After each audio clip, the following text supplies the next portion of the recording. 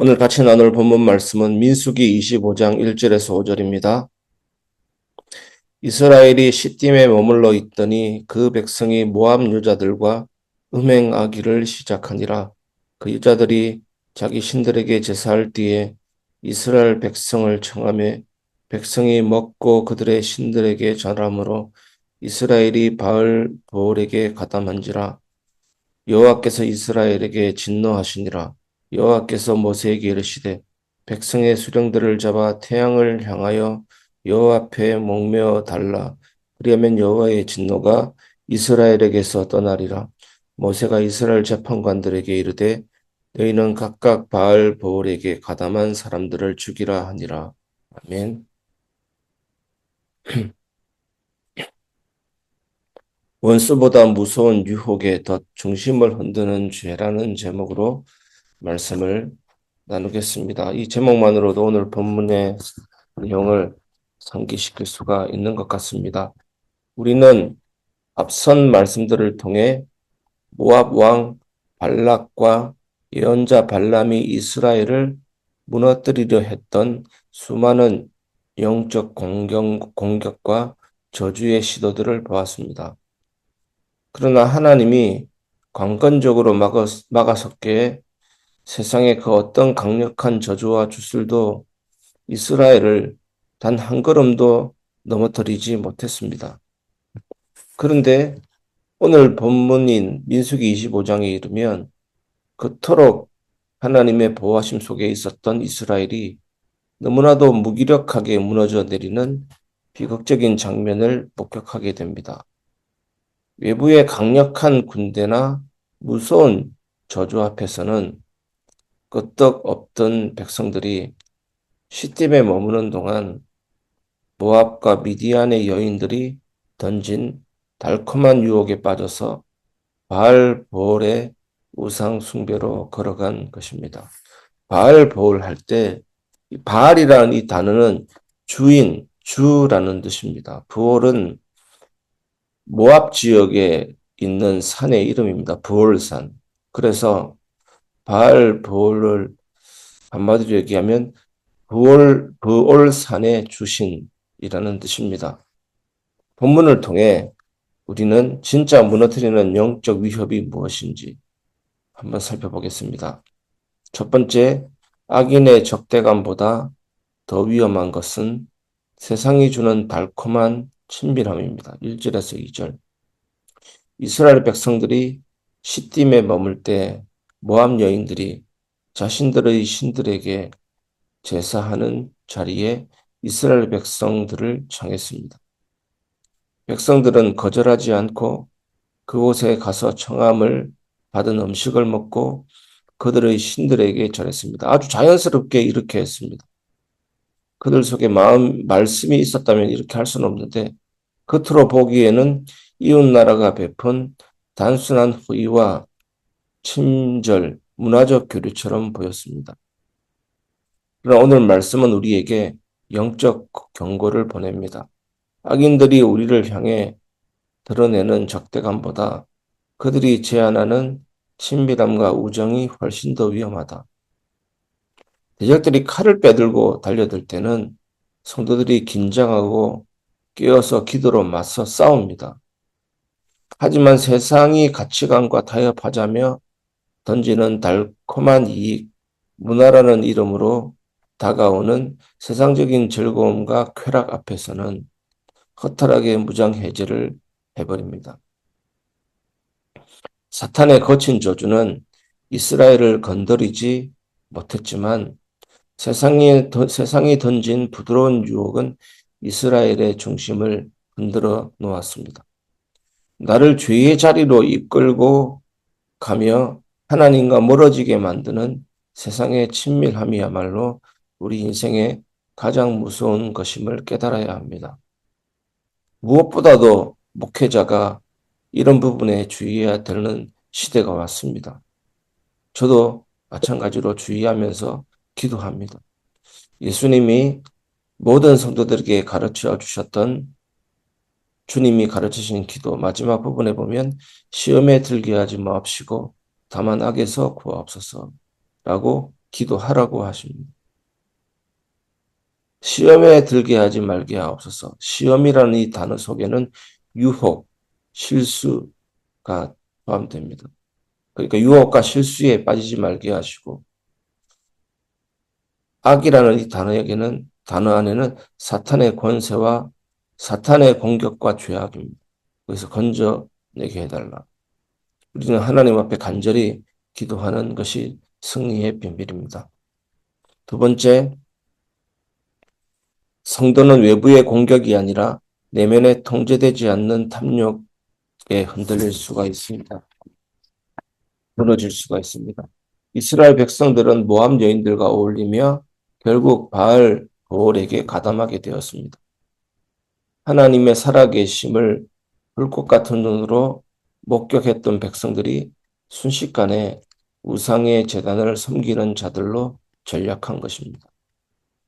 오늘 본문은 이 비극의 원인을 정확하게 진단합니다. 그 어떤 외부의 공격과 저주도 하나님의 백성을 해할 수 없었습니다. 성도가 무너지는 유일한 이유는 내면에서 솟구치는 것들입니다. 그것들 때문에 흔들리고 패배하기도 합니다. 우리는 인생에 자꾸 문제가 생기고 영적으로 침체될 때 환경을 탓하고 주변 사람을 원망하곤 합니다. 어저께 교리 예배 때 결론 부분에 말씀드린 것처럼 하지만 우리가 복음의 소리를 듣게 될 때, 십자가를 붙잡게 될 때 사람, 환경, 반응, 실패하면 흔들리면 실패했다라는 이런 소리보다 나를 붙들고 계시는 주님을 보게 됩니다. 상황이 이래서 어쩔 수 없었다고 핑계를 대긴 하고 하지만 영적인 사실은 다릅니다. 하나님이 우리를 붙들고 계시는 한 외부의 환경은 우리를 결코 파멸시키지 못합니다. 발람의 어떤 저주도 이스라엘을 어떻게 하지 못했습니다. 문제는 우리 안에 있는 죄입니다. 인간은 죄를 짓게 되어 있습니다. 창세기 4장에 보면 하나님이 사탄이라는 언급이 없이 가인에게 죄의 소원이 내게 있다. 너는 죄를 다스릴지니라 라고 말합니다. 죄의 소원이 있는 것입니다. 사도 바울도 오라 나는 공고한 자로다. 이 사망의 몸에서 누가 내를 건져내라. 영어로는 하나님을, 육신으로는 죄를 섬긴다. 죄와 하나님을 향한 마음의 영적 전투를 표현한 것입니다. 그래서 우리는 사망에서 생명으로 옮겼다. 이런 위치적인 청결을 믿어야 합니다. 과거, 현재, 미래의 죄가 사해졌다는 것은 법적인 칭의를 말합니다. 하지만 우리는 삶을 살면서 죄를 짓게 되어 있습니다.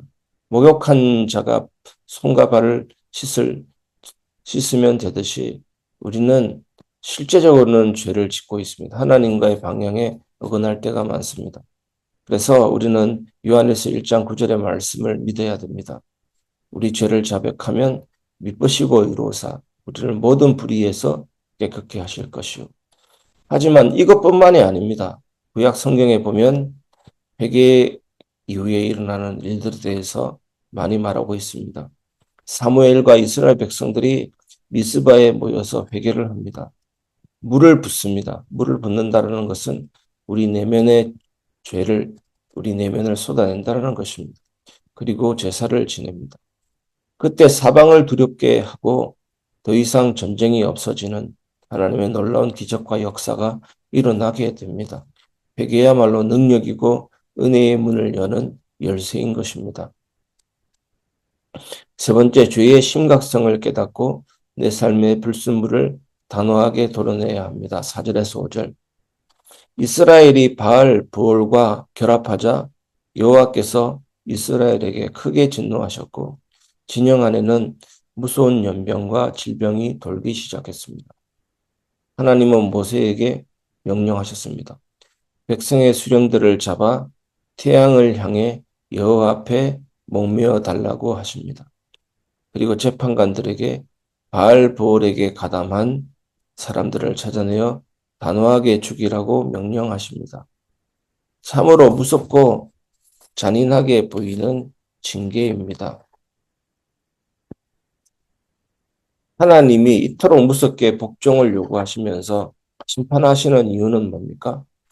제가 말씀을 통해 자주자주 나누었듯이 죄의 전염성 때문입니다. 죄의 전염성이 너무나도 강하기 때문입니다. 한 사람이 타협하기 시작하면 온 진영이 순식간에 오염됩니다. 그러므로 하나님은 공동체를 살리시기 위해 죄에 대해서 단호하게 행동하기를 원하십니다. 우리 삶에 찾아오는 영적인 답답함과 고통의 장벽들이 있다면 환경을 탓하기 전에 내 삶의 방치해 둔 은밀한 죄와 타협이 없는지 살펴볼 필요가 있습니다.